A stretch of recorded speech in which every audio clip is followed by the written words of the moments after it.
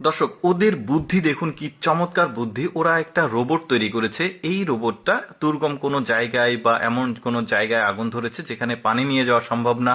তো ওরা ওই রোবটগুলোকে এভাবে ব্যবহার করে। দেখুন, একজন রিমোট দিয়ে এটাকে কন্ট্রোল করছে। এখন পানি দিয়ে ওই আগুন যেখানে লেগেছে ওটা কিন্তু নেভানো যাবে, মানুষের কোনো সমস্যা হবে না।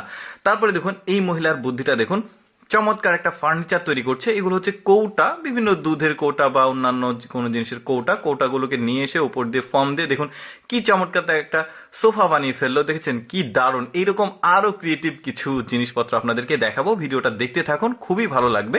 দেখুন কি সুন্দর একটা সোফা হয়ে গেল, বেশ দারুণ। তারপরে দেখুন প্রযুক্তির কতটা ওরা ব্যবহার করছে।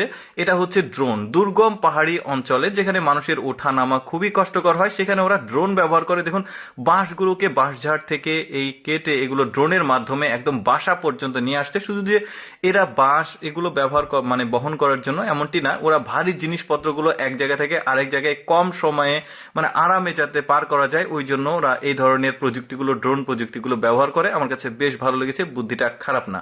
তারপরে দেখুন আগ ছেলানো কিছুটা কষ্টকর হয়, তো তারা এমন একটা সুন্দর জিনিস তৈরি করেছে। দেখুন একটা যন্ত্র, আগগুলোকে কত চমৎকার ভাবে কম সময়ে ছিলে ফেলা যাচ্ছে, বেশ দারুণ। এবার জেলেদের একটা বুদ্ধি দেখায়। এটা একটা পাহাড়ি অঞ্চল, তো পাহাড়ি চিকন চিকন নদী থাকে, সেই নদীতে মাছ এক প্রান্ত থেকে আরেক প্রান্ততে যাওয়া আসা করে। তো এই জন্য ওরা একটা কাঠের কুটুরি বানিয়েছে। এক পাশ থেকে আরেক পাশে যেতে গেলে এখন এই কাঠের কুটির মধ্যে আটকে যাবে, ওরা এই মাছগুলোকে ধরবে।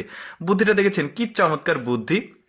খাল বিলে কিন্তু এই ধরনের নালা থাকে যেখানে মাছ চলাচল করে, তো ওই জায়গাগুলোতে এই ধরনের বুদ্ধি ওরা করে। তারপর দেখুন ওরা প্রযুক্তি কতটা অ্যাডভান্স করেছে। দেখুন আলু লাগাচ্ছে এটা জমিতে, কম সময়ে অধিক জমিতে আলু লাগানোর জন্য ওরা এই প্রযুক্তিগুলো ব্যবহার করেছে। ওদের বুদ্ধি কিন্তু আসলে খুব চমৎকার। দেখুন কম সময়ে অনেকগুলো জমিতে এই মানে আলুগুলো লাগানো যাবে। তারপর দেখুন এগুলো বাঁশগুলোকে কাটা কাটা হচ্ছে একটা নির্দিষ্ট সাইজ করে। দেখুন এই বাঁশ দিয়ে জুতো তৈরি করবে, কি মানে অন্যরকম একটা ব্যাপার।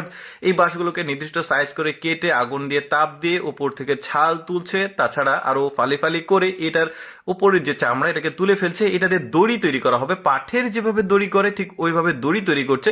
কিভাবে জুতোটা তৈরি করে দেখুন।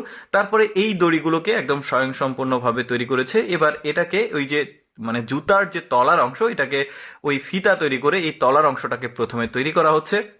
পুরো প্রক্রিয়াটি কিন্তু কয়েকটি ধাপে রয়েছে, আমার কাছে বেশ চমৎকার লেগেছে। এর আগেও এটার আমি পূর্ণাঙ্গ ভিডিও দিয়েছি আপনাদেরকে, তবে আজকে একটু শর্টকাটে দেখাচ্ছি। দেখুন ফ্রেমটা তৈরি করা হয়ে গেছে, আর একটা ফ্রেমের মধ্যে দিয়ে এটাকে চাপ দিয়ে একদম সুন্দর তলা তৈরি করা হলো জুতার। তারপরে এই জুতার তলার উপরে একটা রাবার দিয়ে এটাকে লাগিয়ে দিয়েছে। এগুলোই কিন্তু আমরা বাজার থেকে অনেক দামে কিনে ব্যবহার করি। দেখুন ওদের চমৎকার বুদ্ধি, বেশ দারুণ। এবার জিন্স কাপড় দিয়েছে ওপর দিক দিয়ে যাতে ওপরের ফ্রেমটা তৈরি করা যায়। এবার তলা